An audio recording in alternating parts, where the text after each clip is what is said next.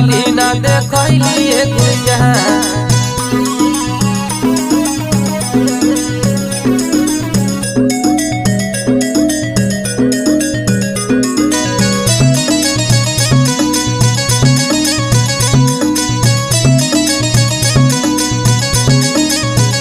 तोहर जीवर ही ऐसन गोर